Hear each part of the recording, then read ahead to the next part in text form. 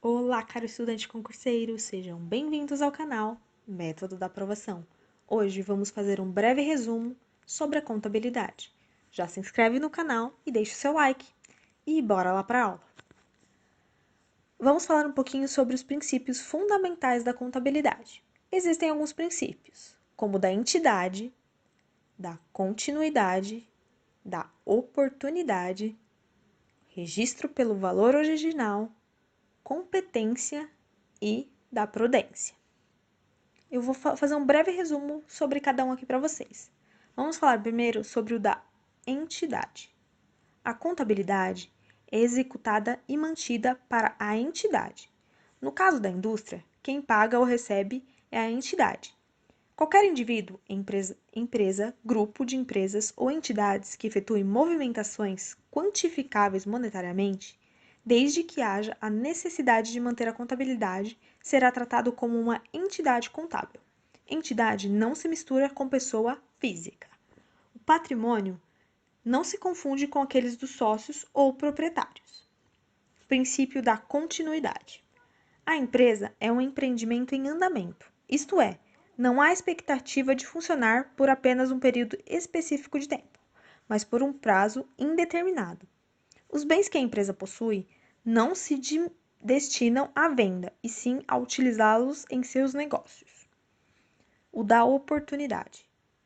Refere-se simultaneamente à tempestividade e à integridade do registro do patrimônio e de suas multações, determinado que este seja feito de imediato e com a extensão correta, independente das causas que se originam.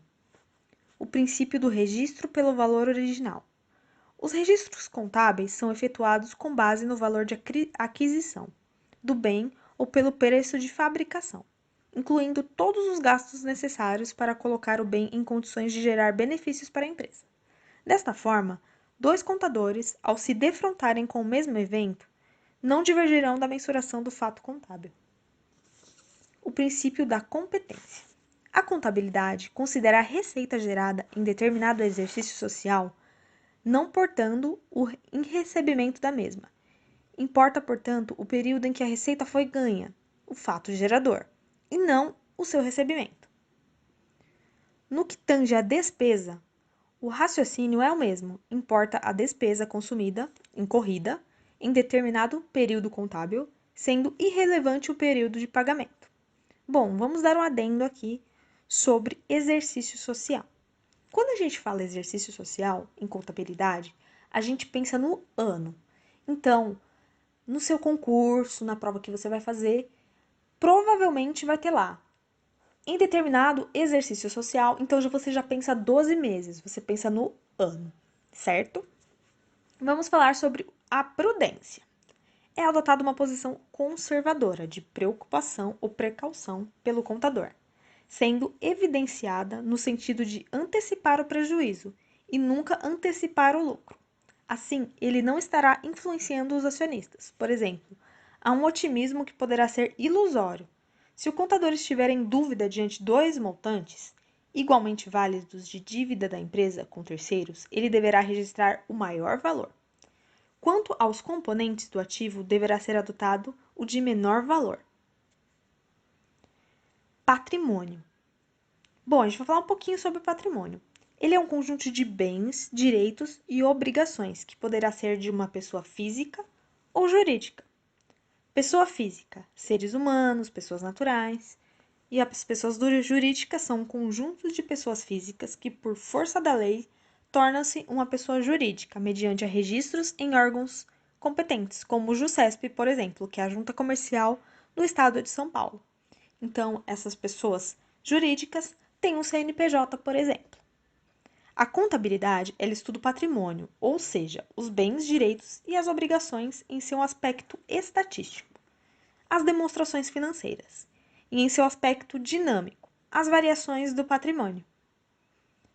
Bens são coisas capazes de satisfazer as necessidades humanas e suscetíveis à validação econômica. É tudo aquilo que pode ser avaliado em dinheiro e pode ser usado ou comercializado, como, por exemplo, o caixa de uma empresa, que é o dinheiro, terrenos, construções, máquinas, veículos. Direito. São representados pelos valores que a empresa tem a receber. Esse direito, ele permanece até que as obrigações por parte do devedor sejam cumpridas. Exemplo: venda de mercadorias. Obrigações são valores que a empresa tem a pagar. Por exemplo, as dívidas. Se a empresa ela compra alguma coisa e ela vai pagar em vezes, então ela tem uma obrigação a pagar. Representação gráfica do patrimônio. O patrimônio geralmente é representado em um gráfico na forma de T. São os famosos razonetes na contabilidade. O T, como vemos em dois lados, no lado esquerdo colocamos os bens e direitos e do lado direito a gente coloca as obrigações. Então, fica como essa representação gráfica. O lado esquerdo do gráfico é chamado de lado positivo, pois os bens e direitos são para a empresa a parte positiva. O lado direito é chamado de lado negativo, pois as obrigações representam a parte negativa para a empresa. Os elementos positivos são chamados de componentes ativos e os lados negativos são chamados de componentes passivos. Agora, podemos observar como fica a representação gráfica do patrimônio. De um lado, o ativo, que são os bens e direitos, do outro lado, o passivo, que são as obrigações. No lado dos bens, a gente pode observar os móveis, estoques, caixa, tudo aquilo que é pertencente definitivamente à empresa. Também vemos abaixo os direitos, que são que a empresa tem a receber. Por exemplo, duplicatas a receber. Do outro lado, no passivo, a gente observa as obrigações, que são os salários a pagar, duplicatas a pagar e os impostos a recolher.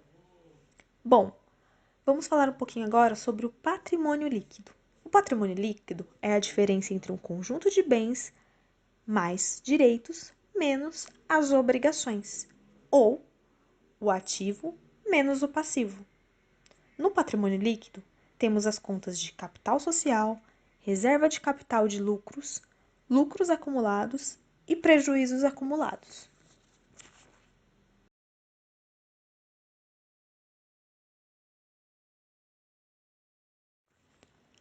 Agora vamos utilizar um exemplo para vocês entenderem melhor. Vamos lá. No dia 1/5 de 2020, uma empresa, XX, integralizou um capital no valor de R$ 500. E no dia 7/5, ela fez uma aquisição de máquinas e utensílios no valor de R$ 50 a prazo. Agora a gente vai dar uma olhada aqui na nossa representação gráfica e vai pensar: bom, se a empresa integralizou R$ 500 em dinheiro, vai entrar do lado da onde? Dos nossos bens, né? Se for em dinheiro, a gente pode colocar no caixa ou no banco. Vamos trabalhar hoje com caixa. Então, entrou R$ 500 no caixa. Quando eu integralizo um capital, eu sou dona da empresa e eu estou colocando R$ 500. Aonde que vai entrar esse valor? Vai entrar no nosso patrimônio líquido, como a gente falou anteriormente. Que no patrimônio líquido entra o capital social, reserva de lucros, lucros acumulados e prejuízos. Essa integralização de capital vai entrar no capital social dentro da conta patrimônio líquido. Então, o nosso total vai ficar 500 e 500. Ativo 500, passivo 500. Bom, depois a gente teve uma aquisição de máquinas e utensílios no valor de R$ 50 a prazo. Vamos lá pensar de novo. Se eu adquirir máquinas e utensílios, vai entrar do meu lado do ativo, porque é um bem, R$ 50. E agora a gente vai pensar, bom, eu peguei esses 50, né? Tenho que pagar, porque foi a prazo. Então, eu vou gerar uma obrigação, que ela entra do lado do passivo. Então, a gente pode colocar numa contas a pagar, por exemplo, R$ 50. Então, nosso lado do ativo, nosso lado do passivo vai ter que bater. Então, vai ficar 550 mais 550. Bateu dos dois lados, belezinha, deu certo. A gente tem que imaginar que o método das partidas dobradas de Luca Pacioli é um método onde bate os dois lados, onde o nosso balanço patrimonial, que a gente vai falar mais à frente, tem que bater. Então, assim, a gente vai entender melhor na próxima aula quando a gente entrar com os nossos razonetes, certo? Então, se preparem para a próxima aula que a gente vai começar a contabilizar e vai ter bastante razonete, hein, gente? Então, é isso aí. Espero que vocês tenham gostado da aula. Não se esqueçam de curtir e compartilhar. Eu espero vocês na aula 4 e até lá!